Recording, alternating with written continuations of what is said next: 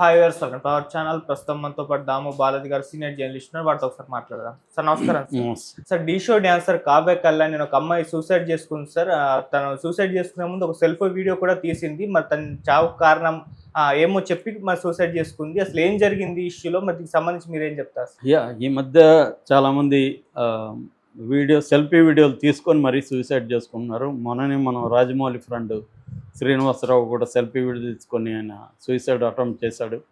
ఈ మధ్య అది కామన్ అయిపోయింది. నిన్ననే విజయవాడలో తల్లి కూతుళ్ళు కూడా సెల్ఫీ వీడియో తీసుకొని చేశారు. అంటే సెల్ఫీ వీడియో తీసుకోవడం వల్ల వాళ్ళు ఎందుకు తీసుకుంటున్నారు అనేది ఒకటి, దానివల్ల ఉపయోగం ఉంటుందా అనేది ఒకటి, అట్లాగే ఈ అమ్మాయి ఎందుకు చనిపోయింది, లవ్ చేసి ఎందుకు పెళ్లి చేసుకుంది, లవ్ చేసి పెళ్లి చేసుకున్న వాళ్ళ పరిస్థితి ఏంటి, ఈ విషయాలు మనం మాట్లాడుకున్నాం. ప్రధానంగా ఏంటి అంటే ఈ అమ్మాయి పేరు కావ్య కళ్యాణి, 24 ఏళ్ళు. ఈమె ఢీ షోలో ఇంతకుముందు అపేర్ అయ్యేది అప్పుడప్పుడు. సో అక్కడే పరిచయం అయిన అభిలాష్ అనే అతను ఈ అమ్మాయి 5 ఏళ్లకు ముందు ప్రేమించుకున్నారు. ఈ అభిలాష్ ఈ అమ్మాయి వెంటబడి నిన్ను ప్రేమిస్తున్నానని చెప్పి వెంటబడతాడు. ఈ అమ్మాయి కూడా అతన్ని లైక్ చేసింది. దాని తర్వాత వీళ్ళ అమ్మ నాన్నకి ఇష్టం ఉండదని వీళ్ళ అమ్మ నాన్నకి చెప్పలేదు ఈ అమ్మాయి, వీళ్ళ బ్రదర్కి మాత్రం చెప్పింది. తర్వాత వాళ్ళ అమ్మ నాన్నకు కూడా స్ట్రిక్ట్గా నా జీవితంలోకి మీరు జోక్యం చేసుకోకండి, నా లైఫ్ నాది, నా ఇష్టం వచ్చినట్టు నేను ఉంటాను అని చెప్పి గట్టిగా చెప్పేసి ఈ అభిలాష్ ఇంటికి వెళ్ళిపోయింది. పెళ్లి చేసుకుంది వాళ్ళ అమ్మ నాన్నకు తెలియకుండా ఈ అబ్బాయి వాళ్ళ ఇంటికి వెళ్ళిపోయింది పెళ్లి చేసుకొని. ఈ అబ్బాయి కూడా నేను బాగా చూసుకుంటా అన్నాడు, హామీలు ఇచ్చాడు, జరిగింది. అయినాక ఏమైందంటే ఈ 5 ఏళ్ల తర్వాత ఇప్పుడు ఇంకొక అమ్మాయిని నా లైఫ్లోకి వచ్చింది, నేను ఆ అమ్మాయిని పెళ్లి చేసుకోబోతున్నాను అని పెళ్లి ఏర్పాట్లు అవన్నీ జరుగుతున్నాయి. ఈ అమ్మాయి ఆ పెళ్ళిని ఆపడానికి, ఈ అభిలాష్ని కన్విన్స్ చేయడానికి అనేక రకాలుగా ట్రై చేసింది, ఫలితం లేదు. దీన్ని ఇప్పుడు తల్లిదండ్రుల దృష్టికి తీసుకెళ్ళలేని పరిస్థితి, ఎందుకంటే వాళ్ళని కాదనుకొని వచ్చేసింది. తనకి ఇంకా వేరే సపోర్ట్ సిస్టమ్ కూడా ఏమీ లేదు. దాంతో ఈ అమ్మాయికి ఏం చేయాలో తెలియట్లేదు. దాంతో ఈ అమ్మాయి సెల్ఫీ వీడియో తీసుకొని ఇట్లా నేను చనిపోబోతున్నాను, నా చావు కారణం అభి, నన్ను 5 ఏళ్ల నుంచి లవ్ చేసి పెళ్లి చేసుకొని ఇంటికి తీసుకెళ్ళాడు, ఇప్పుడు నన్ను పక్కకు పెట్టేసి వేరే అమ్మాయిని పెళ్లి చేసుకోబోతున్నాడు. సో నేను దీనికి ఏం చేయాలో తెలియట్లేదు, అందుకని చనిపోతున్నానని చెప్పి అమ్మాయి చనిపోయింది. సో వీళ్ళది ఖమ్మంలో బ్యాంక్ కాలనీలో ఉంటారు. ఇతను వచ్చే పొన్నేకల్ అనే పక్కన ఊరు, ఖమ్మం రూరల్ మండలంలో. ఆ పొన్నేకల్లో వీళ్ళ ఇంట్లోనే ఈ అమ్మాయి వెళ్ళి ఈ అబ్బాయి ఇంట్లోనే ఆత్మహత్య ఊరేసుకొని చనిపోయింది. సో మామూలుగా ఎందుకు లవ్ చేసుకున్న వాళ్ళు కూడా ఇలాగ ఎక్కువ చనిపోతున్నారు అన్నప్పుడు మనకి అంటే ఒక జోక్ లాగా చెప్పుకోవాలంటే, ఎవరి గుంత వాళ్ళు దవ్వుకోవడం లవ్ మ్యారేజీ, మన గుంత వేరే వాళ్ళు దవ్వుతే అది అరేంజ్డ్ మ్యారేజీ. అంటే మ్యారేజ్ అనేది గుంత లాంటిది, మనం దవ్వుకుంటే లవ్ మ్యారేజీ, వేరే వాళ్ళు దవ్వుతే అది అరేంజ్డ్ మ్యారేజ్ అన్న ఒక సామెత ఉంది. కాబట్టి అంటే మ్యారేజ్ అనేది గుంతే అనేది దీంట్లో బేసిక్ అర్థం. అయితే మన గుంత మనమే దవ్వుకోవడం వల్ల వేరే వాళ్ళ మన గుంత వేరే వాళ్ళు దవ్వడం వల్ల తేడాలు ఉన్నాయంటే ఖచ్చితంగా ఉన్నాయి. ఇందులో లవ్ మ్యారేజ్లు ఏంటంటే నీకు ఒక ఫ్రీడమ్ ఉంటుంది, నువ్వు ఒక ధిక్కారం ఉంటుంది, అటానమీ అంటారు, నీకు ఒక స్వతంత్రత ఉంటుంది. అంటే నువ్వు జీవితాంతం ఎవరితో కలిసి ఉండాలో నువ్వే నిర్ణయించుకుంటావు. అరేంజ్డ్ మ్యారేజ్లో నువ్వు నిర్ణయించు, నువ్వు లైఫ్ లాంగ్ ఎవరితో కలిసి ఉండాలో మన పెద్దోళ్ళు నిర్ణయిస్తారు, తల్లిదండ్రులు. ఇవాళ సమాజం అడ్వాన్స్ అయినాక స్త్రీలు కూడా అన్ని రంగాల్లో ముందుకు వస్తున్న వల్ల విమెన్ కూడా సెలెక్ట్ చేసుకుంటున్నారు, నేను ఎవరితో జీవితాంతం ఉండాలి అనేది విమెన్ సెలెక్ట్ చేసుకోవడం అనేది బాగా పెరిగింది. అందువల్ల లవ్ మ్యారేజ్లు అనేవి మనకి బాగా పెరిగాయి ఈ మధ్యకాలంలో. సో అయితే ఇక్కడ ఇంతవరకే ఉంది, పెళ్ళి వరకు మాత్రమే, అంటే లవ్ చేయడం పెళ్లి చేసుకోవడం వరకు మాత్రమే స్త్రీకి ఇండిపెండెన్స్ అంతా ఉంది లవ్ మ్యారేజ్లో, అంతవరకు అది ప్రోగ్రెసివ్. ఆ తర్వాత మళ్ళీ మామూలు చట్టం లేక అమ్మాయి వెళ్ళిపోతుంది. అంటే మళ్ళీ మామూలు బంధువులు ఎంటర్ అవుతారు లైఫ్లోకి, బంధువులు డిసైడ్ అవుతారు, హస్బెండ్ రోల్ మేల్ చావనిజం అనేది స్టార్ట్ అవుతుంది, పేట్రియార్కల్ ఎక్స్పెక్టేషన్స్ స్టార్ట్ అవుతాయి.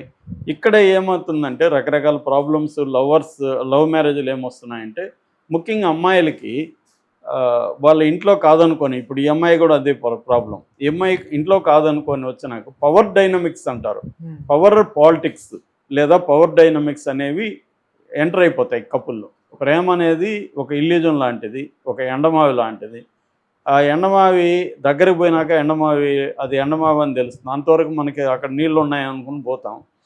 ఈ కాసేపు తర్వాత నీళ్ళేమి లేవురా, ఇది కూడా బీడు నేలే అని తెలిసిపోతుంది. అట్లాగే ప్రేమ వివాహాల్లో కూడా నీకు మెచ్యూరిటీ ఉండి ఒకరినొకరు అర్థం చేసుకొని ఒక నాలెడ్జ్ ఉండి ముందుగా తమ కెరియర్ గురించి, పెళ్ళైనాక ఎలా ఉండాలి, ఎవరి దగ్గర ఉండాలి, అత్తమామల రోల్ ఏంటి, ఉద్యోగం ఫైనాన్షియల్గా ఎలా మనం ప్లానింగ్ ఇవన్నీ డిస్కస్ చేసుకొని పెళ్లి చేసుకోకపోతే, ఆవేశంలో పెళ్లి చేసుకుంటే, ఇప్పుడు నేను చెప్పిన భ్రమ లవ్ అనే ఒక ఇల్యూజన్ అనేది పోయినాక అనేక సమస్యలు తలెత్తాయి. అనేక సమస్యలు తలెత్తినప్పుడు మళ్ళీ ఇక్కడ మగ పెత్తనం, మగ వాళ్ళ ఇంట్లో ఉండే వాళ్ళ తల్లిదండ్రులు కావచ్చు, బంధువుల పెత్తనం, ఇవన్నీ స్టార్ట్ అవుతుంది. ఈ అమ్మాయి ఏమో వదులుకొని వచ్చి ఉంటుంది కదా, ఈ అమ్మాయికి సపోర్ట్ సిస్టమ్ ఉండదు.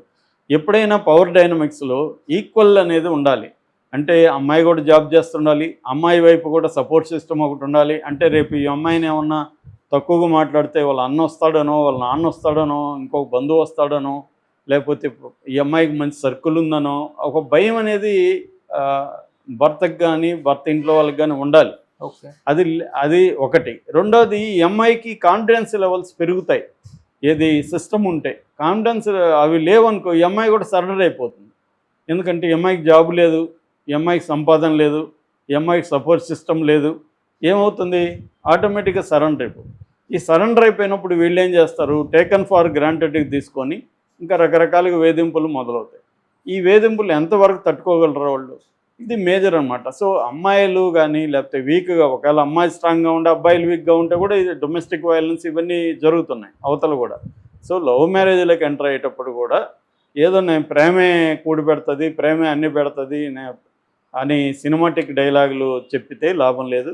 ప్రాక్టికల్గా ఉండాలి. నేను ఈ అబ్బాయిని ప్రేమిస్తున్నాను, పెళ్లి చేసుకుంటున్నాను, దీని తర్వాత మా లైఫ్ ఎలా ఉండబోతుంది, నా కెరీర్ పరిస్థితి ఏంటి, బిడ్డల్ని కనాలా వద్దా, ఎప్పుడు కనాలి, నేను ఉద్యోగం చేయాలా వద్దా, నా బంధువులు నాకు సపోర్ట్, ఏదైనా ప్రాబ్లం వస్తే నాకు సపోర్ట్ సిస్టమ్ ఉందా, ఇవన్నీ ఉండాలి తప్ప ఇతను చాలా మంచోడు, ఇతను బ్రహ్మాండంగా చూసుకుంటాడు, ఈ భ్రమంలోకి వెళ్ళకూడదు. అంటే prepare for the worst, plan for the best అంటారు. పెళ్ళి లవ్ కూడా అదే. నువ్వు ఎంటర్ అవుతుంటే ఒక రిలేషన్షిప్లోకి, నీకు ఆ ప్లానింగ్ అనేది అమ్మాయిలకైనా అబ్బాయిలకైనా ఉండాలి. అబ్బాయిలకు కూడా రేపు ఈ అమ్మాయి ఏమన్నా వేధిస్తుందా, కట్నం కింద వేధిస్తే మన పరిస్థితి ఏంటి, ఇవన్నీ ఈ అమ్మాయి కూడా చూసుకోవాలి. ఇప్పుడు ట్రంప్ లాంటి వాడే అగ్రిమెంట్ చేసుకొని పెళ్లి చేసుకున్నాడు. ఫస్ట్ ఇవాంకాని, వాళ్ళిద్దరి మధ్య అగ్రిమెంట్, సంవత్సరానికి ఎంత ఇవ్వాలి, విడిపోతే ఇవన్నీ రాసుకున్నాకనే పెళ్ళయింది వాళ్ళిద్దరిది. అలా అంటే అతను బిజినెస్ మ్యాన్ కాబట్టి జాగ్రత్తగా ఆలోచించుకొని, రెండోది అమెరికాలో చాలా పెద్ద ఎత్తున డైవర్స్ ఇవ్వాల్సి ఉంటుంది. అంటే పెళ్లి చేసుకున్నావంటే నీ సగం ఆస్తి కోల్పోతున్నట్టే అని కూడా సామెత ఉంది అక్కడ. నువ్వు పెళ్లి చేసుకుంటున్న ఆస్తి అంటే సగం ఆస్తి నువ్వు ఇచ్చేయడానికి రెడీ అయితేనే నువ్వు పెళ్లి చేసుకోవాలని. సో అందుకని ట్రంప్ అలా చేసుకున్నాడు. సో ఇక్కడ కూడా ఇప్పుడు వస్తున్న సమస్యల దృష్ట్యా అబ్బాయి కానీ అమ్మాయి కానీ ఏంటంటే ముందుగా అన్నీ ఆలోచించి ప్లాన్ చేసుకొని వరస్ట్కి ప్రిపేర్ అయ్యి చేసుకోవాలి తప్ప, మనం ఏదో లైఫ్ లాంగ్ కలిసి ఉంటాము, ఈ ప్రేమని భోంచేసి ప్రేమని నిద్రపోయి ప్రేమతోనే ఉంటాము అనే ఒక భ్రమంలో ఉండకూడదు. అమ్మాయిలైనా అబ్బాయిలైనా, ముఖ్యంగా అమ్మాయిలకి ఎక్కువ అభద్రత ఎక్కువ ఉంటుంది. ఎందుకంటే మన దేశంలో ఇప్పటికీ ప్యాట్రియాటిజం ఉండదు. సో అమ్మాయిలు తక్కువ అనే ఫీలింగ్ ఉంది. ఇప్పుడు అమ్మాయిలు అబ్బాయి ఇద్దరు ఈక్వల్ ఉద్యోగాలు చేస్తున్న, ఇంట్లో పని అంతా ఎవరు చేస్తారు, అమ్మాయే చేస్తుంది. పిల్లలు ఉంటే పిల్లల పెంపకం ప్రధానంగా ఎవరు చూసుకుంటారు, అమ్మాయే చూసుకుంటుంది. ఇవన్నీ కూడా ముందుగా డిస్కస్ చేసుకొని చేయకపోతే, ఈ అమ్మాయి అదే చేసింది. ఈ అమ్మాయి తొందరపడింది, ఈ అమ్మాయి అభిలాష్ అనేవాడిని నమ్మేసింది కంప్లీట్గా. దాంతో ఈ అమ్మాయి కెరీర్ పోయింది, ఈ అమ్మాయి సపోర్ట్ సిస్టమ్ ఫ్యామిలీ పోయింది, దాంతో ఇతని మీద డిపెండ్ అయిపోయింది. దాంతో వాడికి కూడా ఈ అమ్మాయి మీద గౌరవం కూడా ఉండదు. అందుకని ప్రేమ కంటే కూడా వీడు మనకి ఎంతవరకు గౌరవం ఇస్తున్నాడు, మనకి ఎంత ఇంపార్టెన్స్ ఇస్తున్నాడు అనేది ఇంపార్టెంట్. ప్రేమ టైంలో ఇస్తారు అందరూ, వాళ్ళది పోయేదేం లేదు. కాబట్టి పెళ్ళి అయినాకనే ఇవన్నీ డైనమిక్స్ స్టార్ట్ అవుతాయి. ప్రేమ ఉన్నంత వరకు వాడు అన్ని ఎక్కువ ఇస్తాడు, అదంతా నమ్మేస్తే ప్రాబ్లం. అది నమ్మకూడదు. పెళ్ళైనాక ఎలా ఉంటాడు, ఒకవేళ ఉండకపోతే మనం బతకగలమా ధైర్యంగా అన్న ఒక క్వశ్చన్ రాకపోతే ఈ అమ్మాయి వల్ల ఈ అమ్మాయి అదే చేసింది. ఈ అమ్మాయి ఖచ్చితంగా తప్పు చేసింది. ఎందుకంటే ఈ అమ్మాయి ధైర్యంగా మళ్ళైనా బయటకు వచ్చి ఉండాలి. వాడు పెళ్లి చేసుకుంటే చేసుకున్నాడు అని. ఎందుకంటే ఢీ షో వరకు వెళ్ళగలిగిందంటే ఈ అమ్మాయి స్వతంత్రంగా బతికే పరిస్థితి ఉంది. కానీ ఈ అమ్మాయి ఎమోషనల్గా ఇన్వాల్వ్ అయిపోయినట్టుగా మనకు అర్థమవుతుంది. ఎమోషనల్గా అవ్వడం అనేది మేజర్ ప్రాబ్లం మన జనరేషన్లో. ఎమోషనల్గా అయిపోతే ఏమవుతారంటే అతను లేని జీవితాన్ని ఊహించుకోవడమే భయం అవుతుంది. నిజానికి ఏమీ కాదు, వీడి కాకపోతే ఇంకో గొట్టంగాడు దొరుకుతాడు అనుకుంటే ఏమీ కాదు. కానీ ఆ ఎమోషనల్గా ఇదైపోయి తనకి సపోర్ట్ సిస్టమ్స్ ఏమి లేకుండా ఉనుంటే ఇప్పుడు ఫ్యామిలీ వాళ్ళతో చెప్పుకునేది, బ్రదర్తో చెప్పుకునేది, ఒక సపోర్ట్ సిస్టమ్ ఉండేది. అవన్నీ పోయినాయి. రెండోది ఈ సెల్ఫీ వీడియోలు చేసే సైకాలజీ ఏమంటే మనం కానీ పేర్లు చెప్పేస్తే వాళ్ళు దొరికిపోతారు అనుకుంటారు. అది అబద్ధం. ఈ మన లీగల్ సిస్టమ్ ఎలా ఉంటుందంటే ఇప్పుడు ఈ అమ్మాయి పేరు చెప్పింది కదా అబ్బికి ఏమీ కాదు, విచారిస్తున్నారంటే ఇంకా ఇంతవరకు అరెస్ట్ కూడా చేయలే. విచారిస్తారు, ఆధారాలు ఏమి లేవు, అమ్మాయి అనవసరంగా చెప్పింది, నేను పెళ్లి చేసుకోవట్లేదు, ఏం లేదు, అమ్మాయి ఊహించుకుందని చెప్తారు. ఏమవుతుంది? మహా అంటే జైలు, బెయిలు, మళ్ళీ బయటకు వస్తాడు. అది కూడా జరగదు. డబ్బులు ఉంటే మేనేజ్ చేసుకోవచ్చు, ఎఫ్ఐఆర్నే మ్యానిపులేట్ చేసుకోవచ్చు. సో మనకేంటంటే పోలీసులకి మ్యానిపులేట్ చేయొచ్చు, అక్కడ మ్యానిపులేట్ చేయకపోతే జైల్లో చేయొచ్చు, అక్కడ కుదరకపోతే కోర్టులో చేయొచ్చు. మొన్న ఒక డాక్యుమెంటరీ చూస్తున్నాం. మన ట్రంప్ గురువు ఒక ఆయన ఉన్నాడు, రాయ్ ఖాన్ అని. ఆయన అడ్వకేట్ అనమాట. ఇప్పుడు ట్రంప్ లక్షణాలన్నీ ఆయనలో ఉన్నాయి. ఆయన ఇచ్చినవే ట్రంప్కి వచ్చినాయి ఈ లక్షణాలన్నీ. సో ఆయన బయోగ్రఫీ డాక్యుమెంటరీ చూస్తుంటే ఆయన ఒక మాట అంటున్నాడు, ఎవరైనా ఒక కేసుకి వస్తే వాడు లా ఏం అడగడంట, జడ్జి ఎవరని అడుగుతాడంట. అంటే జడ్జి ఎవరో చెప్తే దాన్ని బట్టి అతను ప్లాన్ చేసుకుంటాడు, ఆ జడ్జిని మనం మ్యానిపులేట్ చేయొచ్చా లేదా అని. ఇక్కడ కూడా అంతే. ఇక్కడ ఫర్ ఎగ్జాంపుల్ ఒక రెడ్డి కులస్తుడు అయిన జడ్జి ఉన్నాడు అనుకో, లాయర్లను కూడా రెడ్డి కులస్తులను పెట్టుకుంటారు ఎక్కువ మంది. నేను జైల్లో ఉన్నప్పుడు 9 మంది ఒక దాని ఏమంటారు ఎంసెట్ కేసులో వచ్చారు ప్రొఫెసర్లు. వాళ్ళు 9 మంది ఒకే కేసులో ఉంటే అందరూ కలిసి ఒక లాయర్ని పెట్టుకోవాలి కదా, పెట్టుకోలే. ఒక్కొక్క కులం వాళ్ళు ఒక్కొక్క కులం లాయర్లను పెట్టుకున్నారు. అంటే వాళ్ళ కులం వాడైతేనే బెటరు అనేది వాళ్ళు నమ్ముతారు. సో అలాగా మనం న్యాయ వ్యవస్థ కానీ పోలీసు కానీ అన్నీ కానీ డబ్బు, కులము, పరపతి, పవరు ఈ వీటి చుట్టూ తిరుగుతుంది. కాబట్టి ఇప్పుడు ఈ అమ్మాయి తరఫున పోరాడే వాళ్ళు ఊరు లేరు. కాబట్టి ఈ అమ్మాయికి న్యాయం అనేది అస్సలు జరగదు. ఈ అమ్మాయి అనుకోని ఉండొచ్చు, నేను సెల్ఫీ తీసి అబ్బి పేరు చెప్పేస్తే శిక్ష పడిపోతుంది. ఏమీ పడదు. కాబట్టి చనిపోయేటప్పుడు ఎవరి పేరు చెప్పి చనిపోతే వాళ్ళకి శిక్షలు పడతాయనేది సినిమాల్లో చూసో ఇంకో దగ్గర చూసి నమ్మకండి. వాళ్ళకి ఏం పడవు. పోరాడితే బతికి కేసులు పెట్టి ఏమైనా చేస్తుంటే అతనికి ఏమైనా ఇబ్బంది అయిండదు తప్ప, చనిపోవడం వల్ల ఈమె తరపున ఇప్పుడు ఎవరు పోరాడాలి? ఎవరు పోరాడరు. పోరాడినప్పుడు పోలీసులు కూడా పట్టించుకోరు. Okay sir, thank you so much.